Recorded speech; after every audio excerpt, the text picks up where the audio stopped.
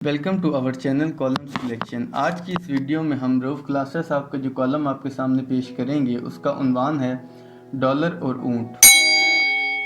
TV programme में साबिक वफाकी वजीर और सेनेटर सलीम मांडवीवाला से बात हो रही थी कि अचानक डॉलर्स पाकिस्तानी मार्केट से कहां गायब हो गए। बात अब कम या ज़्यादा रेट की नहीं रही, अब तो डॉलर्स मिल ही नहीं रहे। बैंक रेट और मार्केट रेट में तकरीबन 10 रुपये का फ़र्क है, वो भी अगर डॉलर मिल जाए तो। उन्होंने जो जवाब दिया उसने मेरे 14 तबक रोशन कर दिए और मैं अभी तक एक सदमे की हालत में हूँ कि क्या वाकई ही मैंने दुरुस्त सुना है। उनका कहना था कि बाकी फैक्टर्स अपनी जगह होंगे, लेकिन फौरी तौर पर दो वजूहात अहम हैं जिनकी वजह से डॉलर्स मार्केट में नहीं मिल रहे और रोज़ डिफ़ॉल्ट की बातें हो रही हैं। पहली बात तो ये है कि बैरून मुल्क मुकीम पाकिस्तानियों ने बैंकों के ज़रिए डॉलर भिजवाने कम कर दिए हैं और इसकी वजह बैंक और मार्केट रेट में तकरीबन 10 रुपये का फ़र्क है। इन्हें लगता है अगर उन्होंने बैंक के ज़रिए डॉलर भेजे तो उन्हें फ़ी डॉलर 10 रुपये का नुकसान होगा, लिहाजा वो दीगर ज़राए से पैसे भेज रहे हैं।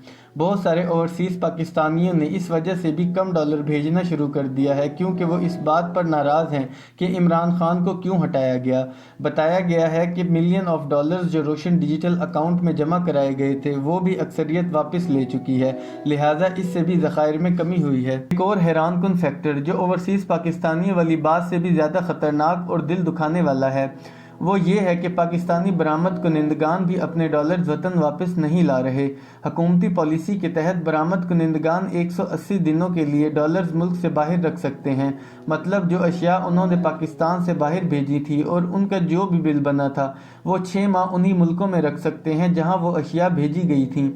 ज़्यादातर बरामद कुनिंदगान इन डॉलरों को जल्द वतन वापस लाने के ख्वाहां नहीं है क्योंकि पाकिस्तानी मार्केट में डॉलर्स नायाब होने से उनकी कीमत बढ़ रही है। वो अभी मज़ीद इंतज़ार कर रहे हैं कि डॉलर की कीमत ज़्यादा से ज़्यादा ऊपर जाए और यूं वो ज़्यादा मुनाफा कमा सकें। अब इन दो फैक्टर्स को ज़रा मिला कर पढ़ें और समझें कि इस मुल्क के साथ हमारी वफ़ादारी और मोहब्बत का क्या आलम है। मतलब हमारे ओवरसीज़ पाकिस्तानी सिर्फ इसलिए डॉलर बैंकों के ज़रिए नहीं भिजवा रहे कि इन्हें ओपन मार्केट में 10 रुपये ज़्यादा रेट मिल रहा है, लिहाजा हुंडी के ज़रिए वो डॉलर्स भिजवा रहे हैं। और अब ये भी राज नहीं रहा कि डॉलर्स अफ़गानिस्तान स्मगल होते हैं। मान लिया इमरान खान को हटाकर बड़ा जुल्म किया गया, लेकिन अब तो अवाम की बड़ी तादाद खान साहब को वापस लाना चाहती है। अगर गलती चंद लोगों ने की थी तो इसमें 22 करोड़ लोगों का क्या कसूर है।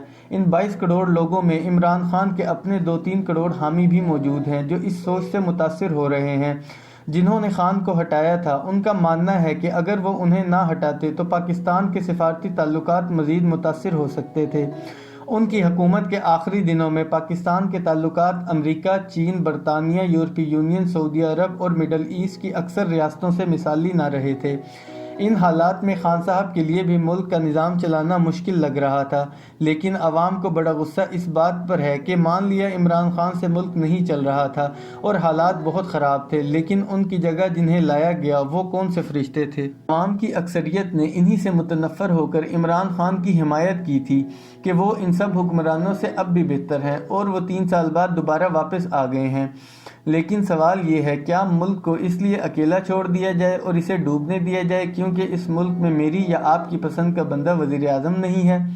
अगर पाकिस्तान डिफ़ॉल्ट कर जाएगा तो क्या इसके असर सिर्फ उन लोगों पर होगा जो नवाज शरीफ और आसिफ अली जरदारी के हामी हैं, या फिर इमरान खान के हामी भी मुश्किल में पड़ेंगे, या जो ओवरसीज़ पाकिस्तानी हैं पाकिस्तान में उनके अजीज़ रिश्तेदारों पर उसके असरात मुरतब नहीं होंगे। उन्हें अंदाज़ा है कि वो महज अपने 10-20 रुपये के चक्कर में कितना बड़ा रिस्क अपने आबाई मुल्क और अपने अजीज़ों के लिए ले रहे हैं।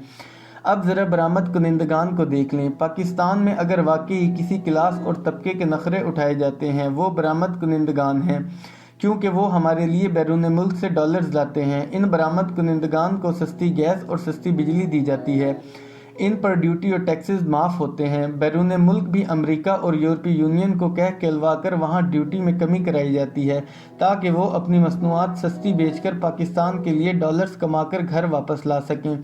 जो बिजली गैस इन्हें सस्ती दी जाती है इसका बिल बाकी आवाम से वसूल किया जाता है, کیونکہ بجلی کی قیمت تو آپ نے پاور پروڈیوسر کو دینی ہے، اور جتنی سستی گیس اور بجلی برآمد کنندگان کو دی جاتی ہے وہ اربوں روپے عوام کے بلوں میں ایڈجسٹ کیے جاتے ہیں یا انہیں سرکولر ڈیٹ کا حصہ بنایا جاتا ہے، اور وہ بھی عوام سے ٹیکس لے کر ادا کیا جاتا ہے۔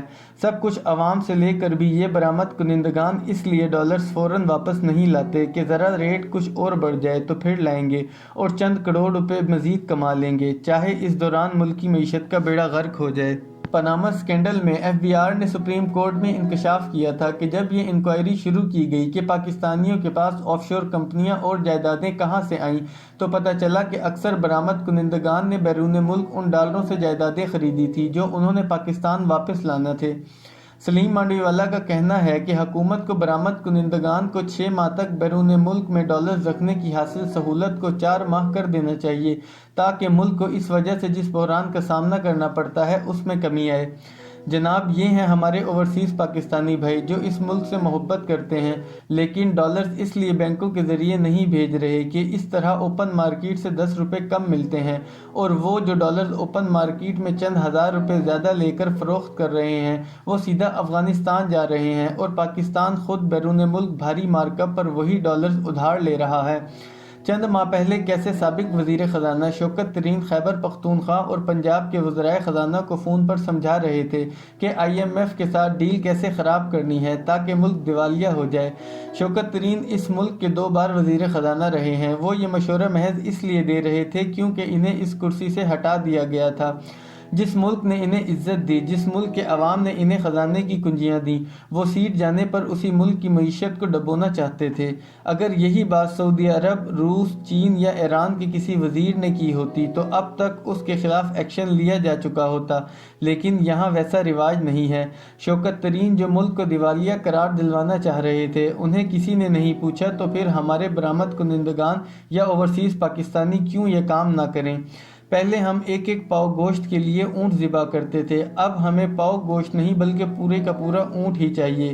یہ ہے ہمارے اس ملک سے محبت جو چند ڈالرز بہا کر لے گئے۔